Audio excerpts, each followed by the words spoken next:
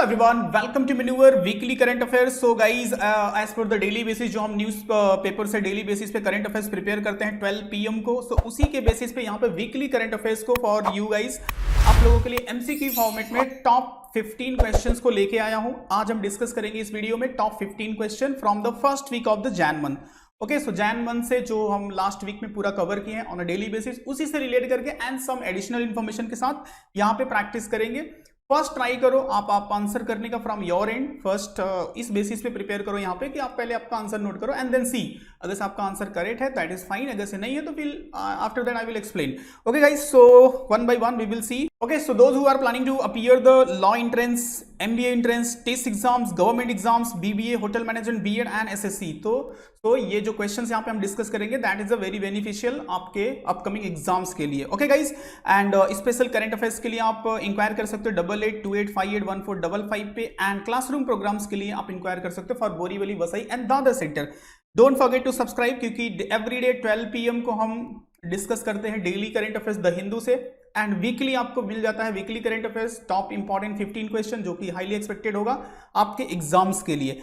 Okay, so after that देखते हैं one by one important news को।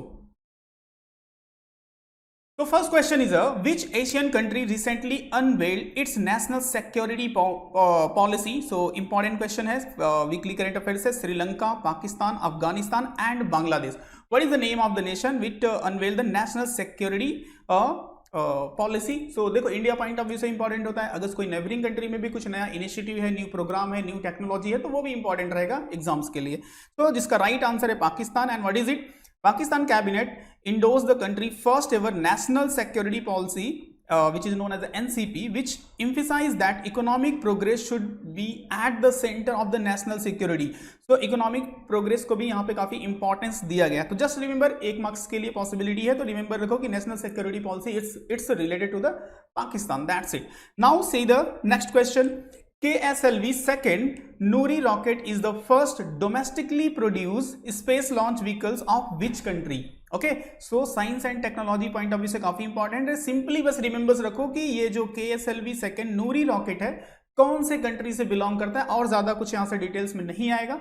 Bye the way, in details I will show you. So आपका answer mark कर लो and after that I will show. So right answer is South Korea and right, and the details is South Korea first domestic produced space launch vehicle KSLV second Nuri rocket failed due to the lost helium tank. So ये fail भी हो गया ये programme.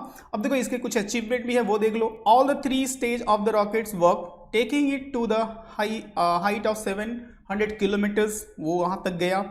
And the 1.5 ton जो payload separated successfully, उस जो अभी आप देखे होंगे ना कभी वीडियो में कि ऐसा रॉकेट जाता है फिर वो सेपरेट होता है, फिर उसमें से जो भी सैटेलाइट रहते हैं वो अपने अपने प्लेस पे अपने अपने ऑर्बिट में सेट होते हैं, तो वो वहां पे भी सक्सेसफुल हुआ। The mission failed as the third stage में फेल हुआ। Engine stop burning 46 second earlier than schedule.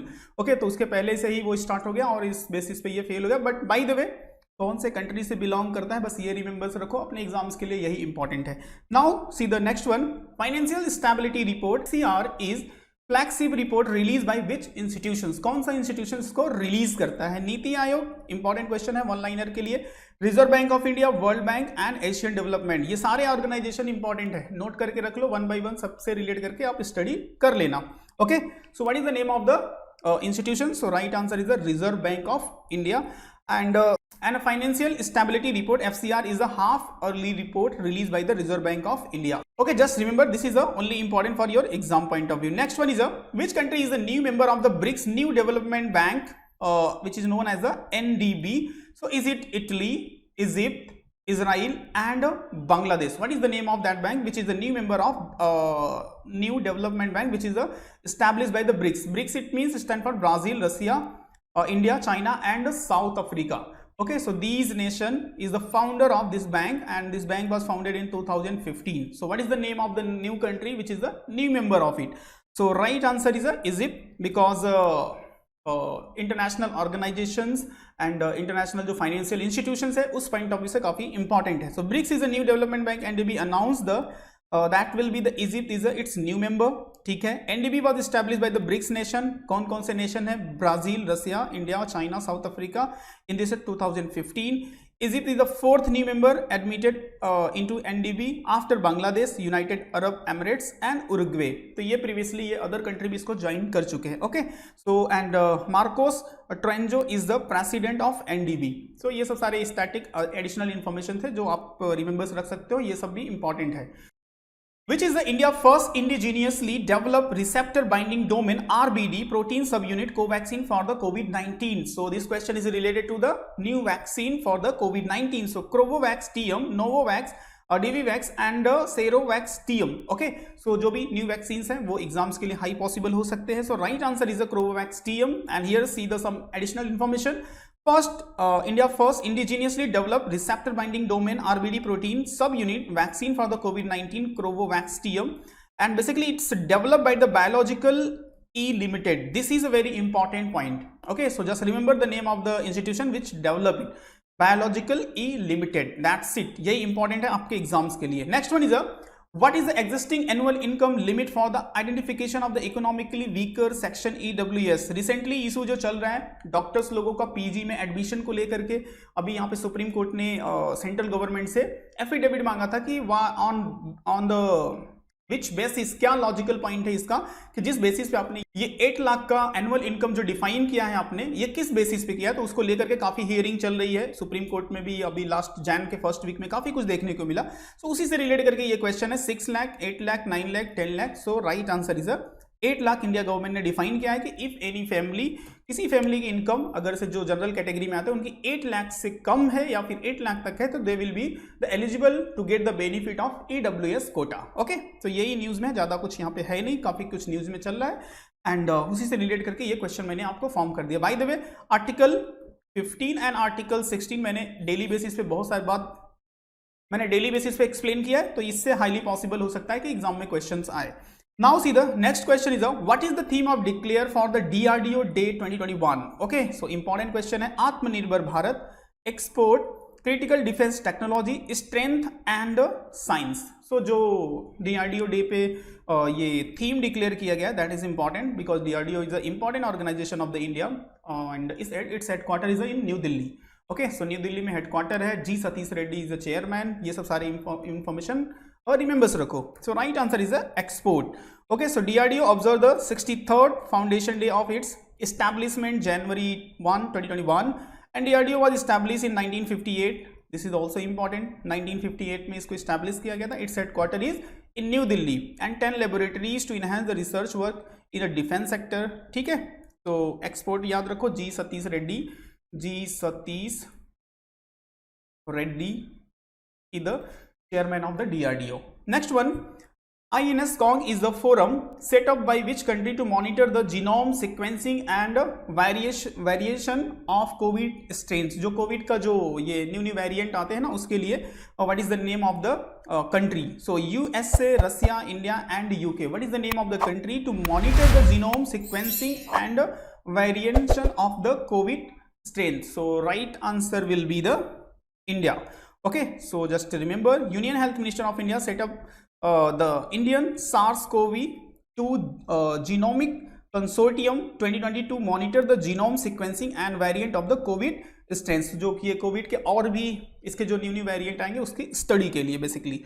Okay, now remember it and C the next question. Seema Bhavani is the name of which team of the Border Security Force BSF? So Camel contingent, Greek crocodile, all women's biker team and all women Greek crocodile. So basically this team will perform some stunt on a Republic Day parade 26 Jan को they will perform on Rajpath. जो 26 जैन को होता है ना, सब अलग अलग arm forces के लोग कुछ ना कुछ परफॉर्म करते हैं. तो basically it's related to that. Important part, Seema Bhavani is related to the border security force, इतना रिमेंबर्स रखो. And they will perform the all the biker, all womens biker team है जो वहां पे अपने टैलेंट, अपने स्टंट को परफॉर्म करेंगे. Okay, so Seema Bhavani is a well known women biker team of the BSF. The team will showcase their talent on the Republic Day. Over the 100 female troops from the different rank are taking the part in this event. तो ये सब सारी additional information है, just remember it. See the next one, Blue Book which was seen in the news is in manual of which armed force are group.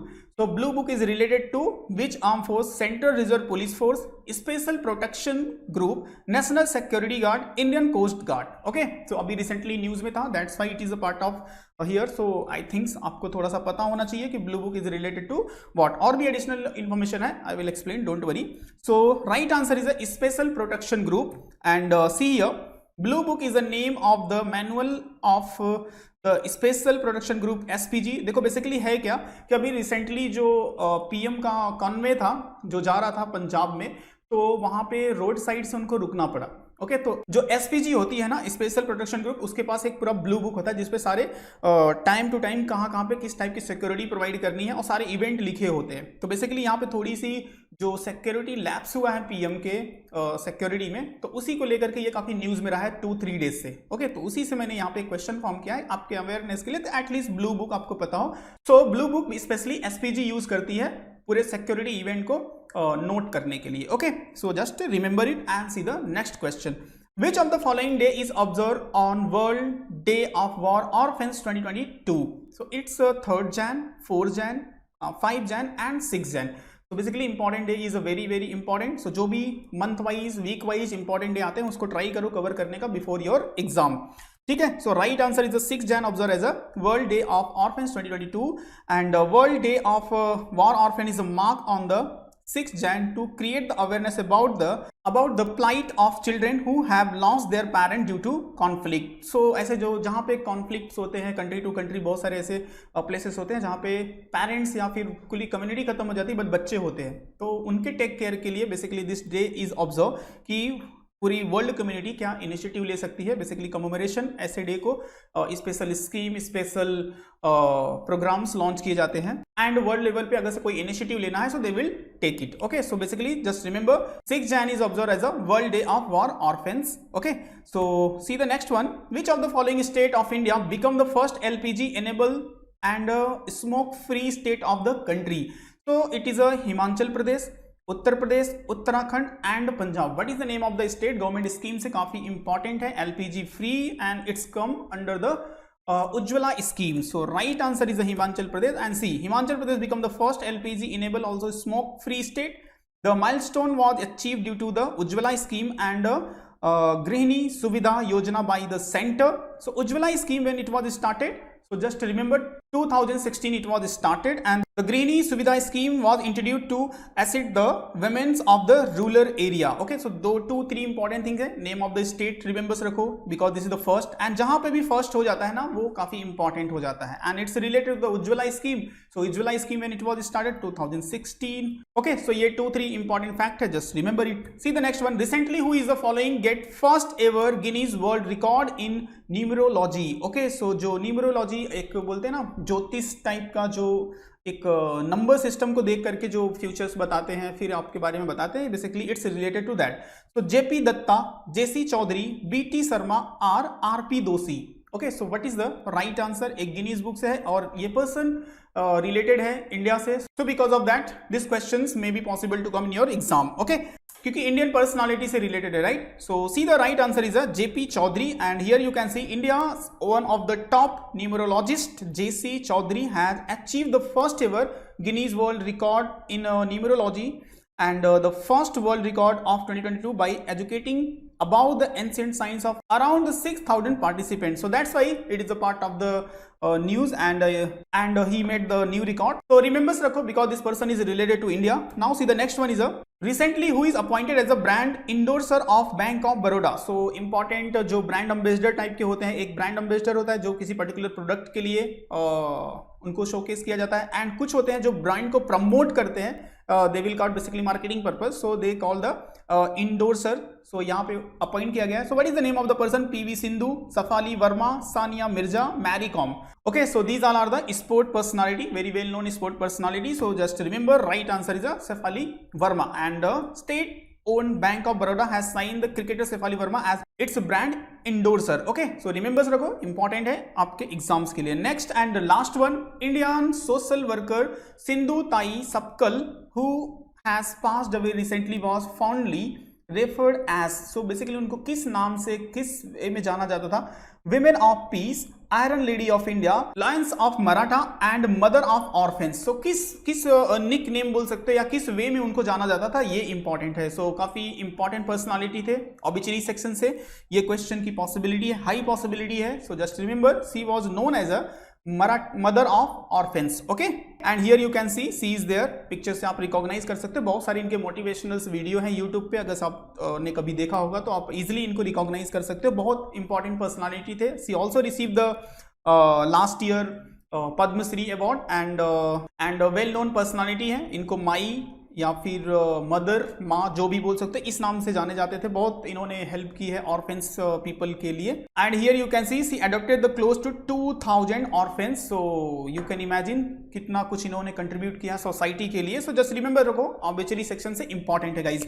Okay, so that's it. Important 15 question from the first week of Jan month. So आपके लिए काफी helpful रहेगा। इसको इस तरह से practice करते रहो। डेली बेसिस के जो इंपॉर्टेंट न्यूज होते हैं उसके बेस पे जो इंपॉर्टेंट 15 क्वेश्चन होंगे यहाँ पे आपको मिल जाएंगे। एंड डेली बेसिस पे आप प्रैक्टिस किया करो 12 PM को। 12 PM जो कि हम द हिंदू का एनालिसिस करते हैं, जहाँ पे करंट अफेयर्स और उससे रिलेट करके स्टैटिक जीके को इन डिटेल्स प्रैक्टिस करते हैं। तो डेली बेसिस पे वो भी इंपॉर्टेंट है और वीकली बेसिस पे आप इसको भी देख सकते हैं, यहाँ पे इंपॉर्टेंट क्वेश्चंस होते हैं। Okay guys, so if you are planning to appear the law, MBA, टीस, गवर्नमेंट एग्जाम्स, इस सारे एग्जाम्स का प्रिपरेशन कर रहे हो तो this session is very beneficial. ऐसे ही प्रैक्टिस करते रहो, देखते रहो, लाइक करते रहो, सब्सक्राइब कर लो चैनल को एंड फॉलो कर सकते हो सोशल मीडिया पे, ज्वाइन कर लो जो टेलीग्राम ग्रुप है, वहां पे भी आपको करंट अफेयर से रिलेटेड इन्फॉर्मेशन मिल जाएंगे। एंड स्पेसिफिक जीके प्रोग्राम्स के लिए you can call on this number 8828581455 and you can also inquire about the classroom program for Borivali, Vasai and Dadar centre. तो और भी कोई डाउट एंड क्वेरी हो, अगर से आपको कोई किसी एग्जाम से रिलेटेड, कोई काउंसलिंग सेशन से रिलेटेड, जो नंबर है डिस्क्रिप्शन पे वो उस नंबर पे आप कॉल कर सकते हो। कंप्लीट काउंसलिंग सेशन इन्फॉर्मेशन आपको प्रोवाइड की जाएगी guys. And if anything else और भी कुछ है तो आप कमेंट में भी पूछ सकते हो। Okay, so see you in next session in a weekly current affairs next week. तब तक के लिए आप अच्छे से प्रिपरेशन करते रहो एंड डेली बेसिस पे मेरे साथ आप प्रैक्टिस कर सकते हो द हिंदू का एवरीडे 12 PM को। ओके गाइस, चलो bye bye and thank you.